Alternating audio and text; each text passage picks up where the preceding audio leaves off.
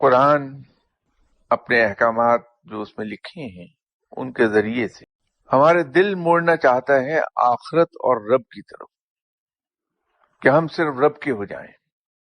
تو جب کوئی شخص رب کا ہو جاتا ہے تو وہ دنیا سے منہ موڑ جاتا ہے۔ دنیا کی اہمیت صرف اتنی رہتی ہے جتنی کہ ہونی چاہیے۔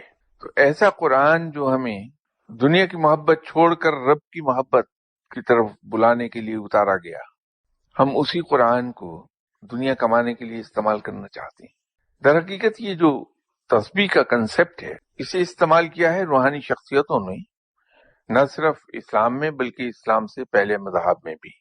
اس تسبیح کا ایک فائدہ یہ ہے کہ انسان کسی ایک خاص نقطے پر اپنی توجہ مرکوز کرنا سیکھ لیتا ہے۔ آسان لفظوں میں اس کو یوں کہ تسبیح کرنے سے کنسنٹریشن بڑھتی ہے، کنسنٹریشن سپین براڈ ہو جاتا ہے۔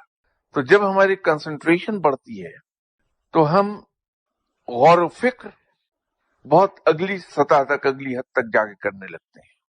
ہم غور و فکر میں ڈوبنا سیکھ لیتے ہیں، اور جب ہم غور و فکر میں ڈوبتے ہیں تو ہم نقطہ راز حل کرنا سیکھتے ہیں، اور جب ہم نقطہ درون کو حل کرنا سیکھ لیتے ہیں تو خدا کی قدرت کا مشاہدہ کرنے لگتے ہیں، اور خدا کی قدرت کا مشاہدہ کرتے کرتے ہم رب تک جا پہنچتے ہیں۔ یہ راستہ وہ ہے اصل میں، اس سے تو رب تک پہنچنے کا راستہ تلاش کیا جاتا ہے کہ ہماری کنسنٹریشن سپین بہت براڈ ہو جاتی ہے، زیادہ دیر تک ایک خاص نقطے پر کنسنٹریٹ کر پاتے ہیں، اپنی توجہ مرکوز کرتے ہیں، اور اس نقطے کے اندر چھپے ہوئے تمام راز حل ہوتے ہیں۔